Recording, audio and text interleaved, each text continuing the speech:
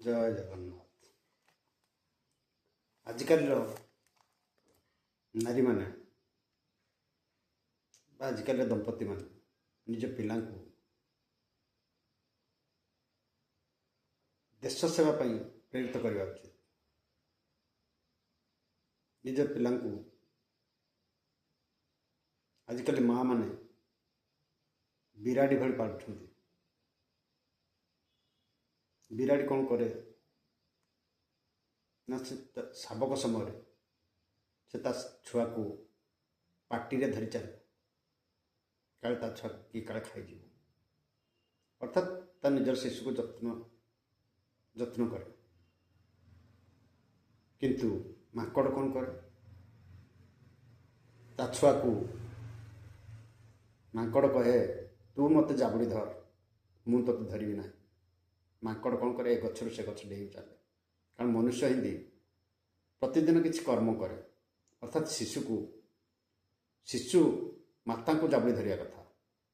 ଅର୍ଥାତ୍ ମାତାଙ୍କୁ ଜାବୁଡ଼ି ଧରିଲେ ସେ ଯଦି ଖସି ପଡ଼ିଲା ତାହେଲେ ପୁଣି ସେ କେମିତି ମା ପାଖକୁ ଯିବ ବା ପିତାମାତା ପାଖକୁ ଯିବ ସେ ଜାଣିପାରିବ। ଏବଂ ପିଲାମାନଙ୍କୁ ସିଂହ ଭଳି କରିବା ଦରକାର। କାହିଁକି ନା ସିଂହକୁ ଜଙ୍ଗଲର ରାଜା କୁହାଯାଏ। କାହିଁକି ରାଜା କୁହାଯାଏ? ସିଂହ ଯେକୌଣସି କାର୍ଯ୍ୟ କରେ ସେ ଭାବି ଚିନ୍ତି ବୁଝି ବିଚାରି କରେ। ସିଂହ ଯେତେବେଳେ ଆଗକୁ ଯାଏ ସେ ଗୋଟିଏ ପାଦ ଆଗକୁ ଯାଏ, ପୁଣି ପଛକୁ ଦେଖେ, ବାମ ପାର୍ଶ୍ୱ ଦେଖେ, ଡାହାଣ ପାର୍ଶ୍ୱ ଦେଖେ, ପଛକୁ ଦେଖେ। କିନ୍ତୁ ମନୁଷ୍ୟ ତା ଜୀବନରେ ସେ ଯେତେବେଳେ ଆଗକୁ ବଢ଼ିବ, ତେଣୁ ଆଗ ପଛ ବିଚାର କରିବା ଉଚିତ।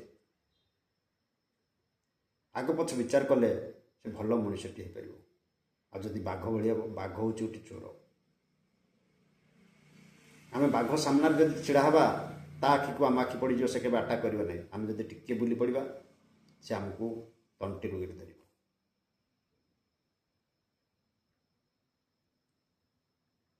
ଅର୍ଥାତ୍ ବାଘ ଗୋଟେ ଚୋର, ତେଣୁ ଆମେ ପିଲାଙ୍କୁ ଚୋର ପ୍ରକୃତି ଶିଖାଇବା ନାହିଁ, ସିଂହର ପ୍ରକୃତି ଶିଖାଇବା।